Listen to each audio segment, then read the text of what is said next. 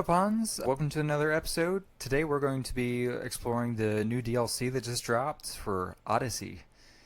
We're not going to be doing any kind of usual format of following the story of what's going on with the characters, but more so just explore what this DLC has in store.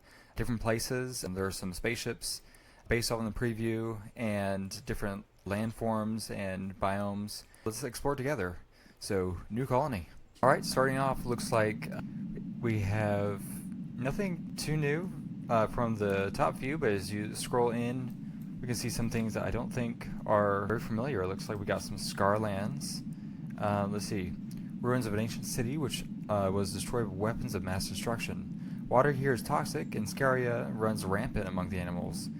Mechanoids lurk among the shattered buildings, waiting to awaken and kill again. That's exciting. Alright, what else we got here? We got a toxic lake. Oh, that's a landform. It's an entire lake inside is polluted. That's very interesting. Let's see here. What else we have? We got ourselves a lava field down here in the desert. Barren wastes burned clean by volcanic heat. Periodic lava eruptions can burn people and buildings, but also enrich the soil for with mineral deposits.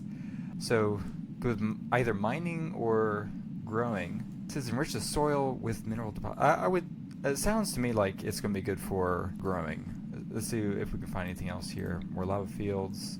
Alright, looks like that's just polluted. Glow forest. Alright, so that's new.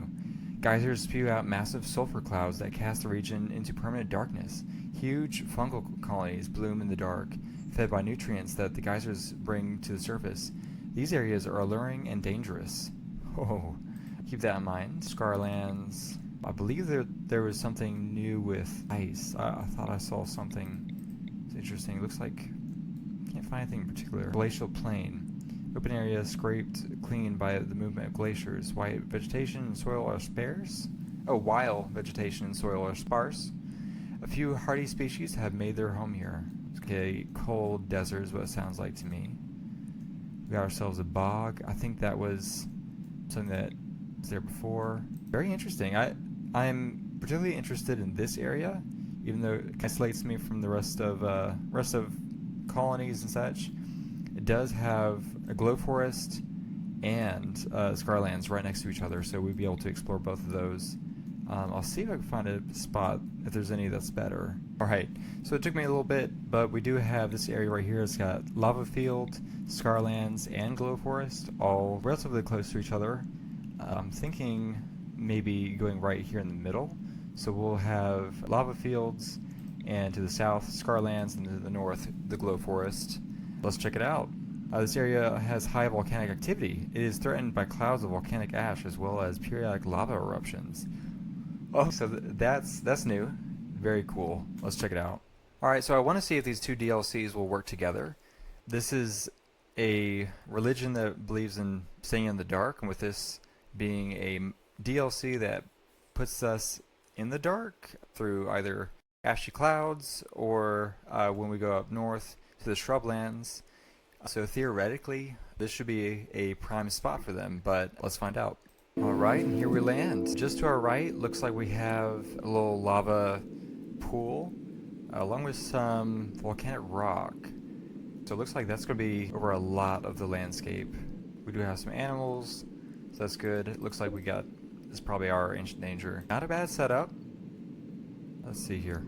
I am curious of where there's volcanic rock, if that's going to be where lava comes up whenever there's some sort of eruption. Definitely interested in what happens to these areas that don't have any active lava around them. But I am thinking though we'll probably want to avoid building out of wood, or at least keep the wood away from areas that are obviously going to burn at some point. One other thing that I've noticed, which I do remember reading up on, is that there's a special training which seems to be for riff-raff here to comfort. So I'm interested to see what other kind of special training there is for other kinds of animals. So one neat effect here is, and I'm not sure if it's because it's raining or not, but I see little puffs of smoke that pop up from the little lava pit over here. Really cool effect. Alright, so it does look like Tiberius here does have a sunlight sensitivity. I'm not sure if maybe there'll be some sort of weather change at some point that will make this area darker. If that's the case, that would explain why he does have sunlight sensitivity, but at the moment it doesn't seem like he gets that natural perk of being out here of calling it darkness. We'll have to see if it works in a different biome, particularly the glow forest. Geysers spew out massive sulfur clouds that cast the region into permanent darkness. So it does say permanent, so let's find out. So one other thing that I've noticed after playing for a little bit here is we have monitor lizards. Very interesting to see what we can find out about them. Lizard skin, that makes sense. Again, that's pretty nice. Learn to consider itself a member of your colony. I wouldn't really expect it to be a pack animal. Very interesting. If they have any special trainability. Oh, here we go. So apparently it can't do anything as far as being trained. So maybe not necessarily something worth taming, but still really interesting to see there. But we also see vulture. This guy, what do we got? Bird skin, sure. Intermediate tameability. It can learn guard and attack. So we are getting a little notice of what they can do. So I'll have to check out some of these other animals, see if they have any other special training ability. Pretty wild. So it's going to make it a little harder to get these guys if we do end up taming them. I don't see a reason to get a vulture, but let's check out some other animals here. What about cougar? Tameness, guard, attack, attack target, rescue, and haul, which means to attack, animal can be released to attack distant targets instead of just guarding its master, while as attack target, you can command the animal to attack a specific target. So in a fighting situation, they're basically their own soldier that you can use to attack something. You have full control. It's not just a wild animal just going around hurting anything that thinks is an enemy. That's really helpful. Alright, what else would be smart here? We're at hare. Maybe a hare would have something? Not really. Alright, so I did end up checking the rest of these, and it does look like there's nothing that they can learn that's unique. So we'll just check as we find more animals in other biomes and other areas and see what they can do. Alright, more out of interest than anything else, we're going to build some wooden barricades right next to the lava pit to see if they're going to catch fire. My guess is they will, but I'm just curious, and let's find out. Alright, so it's not catching on fire, but the wooden barricade is actually taking damage over time. But it sounds like, generally speaking, we're not going to be able to build anything too close to the lava pit, or else it would either melt or burn away. Oh, we got some lovers here, Chewy and Fee. So one other thing that I found seems to be new with Odyssey is that we have beam weapons. It seems to be the level up from the charged lance and the charged rifle, so that's new. Looking around to see if I can find anything else that's unique to just this. Oh, we do got the shuttle. Alright, what's this? Build a shuttle that can be used to travel a long distance or to reach orbit. This requires a shuttle engine, which can be bought from orbital traders, salvaged from other shuttles, or obtained through quests. Keep an eye out for that. We also have the hunter drone. Build traps and wearable packs that release hunter drones. These explosive drones pursue hostiles and detonate within range. That's pretty cool. I like that. The hunter trap and the hunter pack. What else we got? Alright, grav tech. Oh, here we go. Here's the grav tech. So this is what we're going to be able to build our ship. We do that. Then we have the standard stuff, which is, I guess, to make it go further. Because it looks like we should be able to do everything that we'd want to with just the basic stuff. But I guess it just gets, I don't know, better at flying? Less likely to be attacked, maybe? Hard to say. I think we'll probably be aiming for grav tech as soon as we can. This is interesting. We also have orbital tech. Buildings in a parallel protect against the harsh vacuum of space. That sounds like it's going to be important at some point, so keep that in mind as well. It looks like the vulture actually died. What happened? Cougar. Yeah, that'll get you. So here's something else that I missed earlier.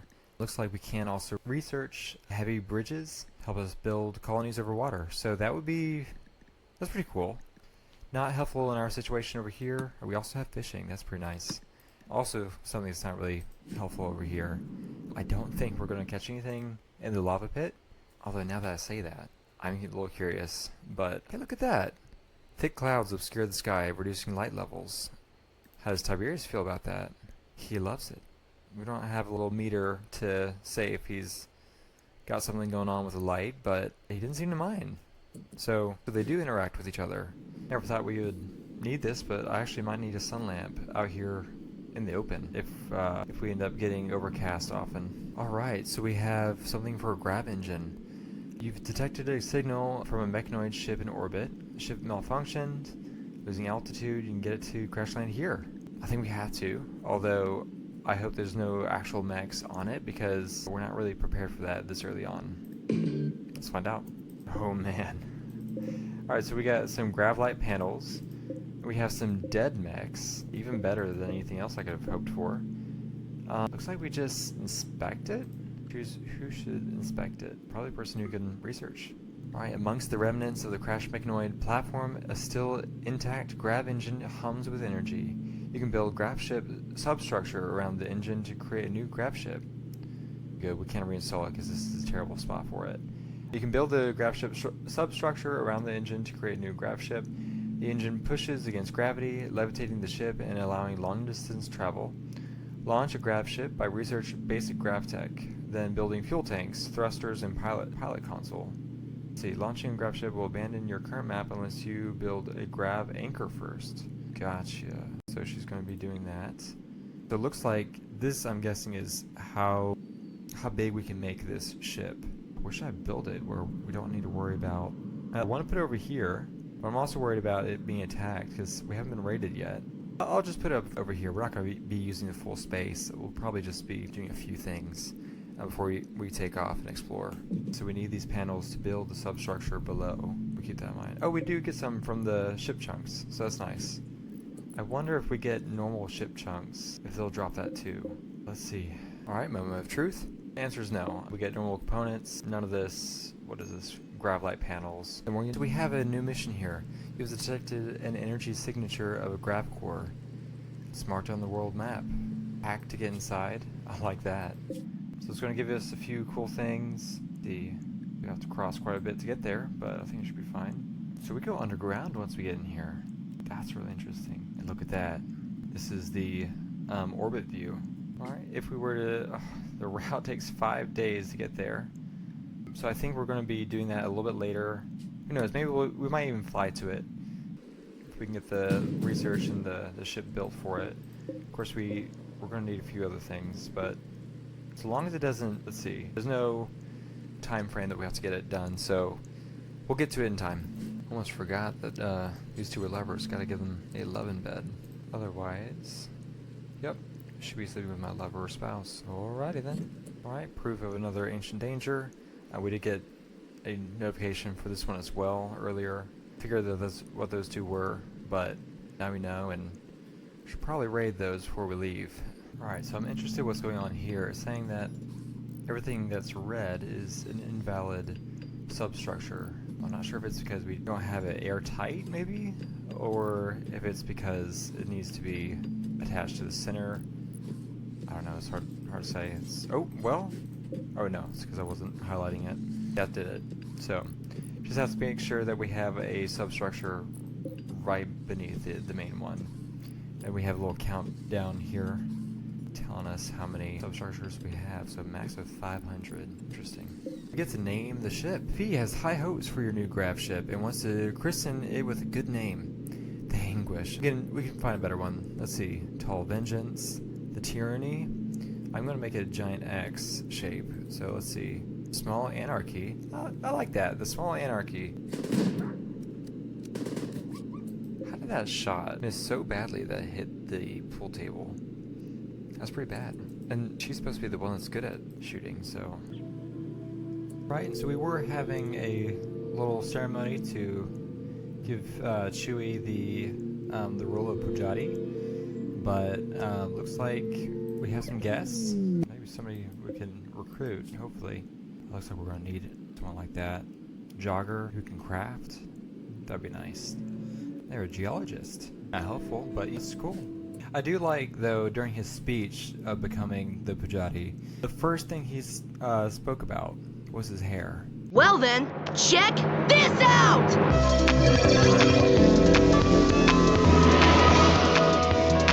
Ha ha! relates to his role, I don't know how you can go about that. Yes, I'm taking this role, and I even look at the part. I got the hair. I don't know what that was all about. Hilarious though, in my opinion. So one thing I didn't really think about is now it's getting really hot. We're getting some heat stroke issues. So something to look out for. Go ahead and make some passive coolers. Should hopefully help at least a little bit. Oh shoot. I didn't even realize that he's gone berserk, and now Muck Pwog is ready for round 2. Wait, no, not round 2 of fighting. We didn't fight him yet. We'll go ahead and take him down.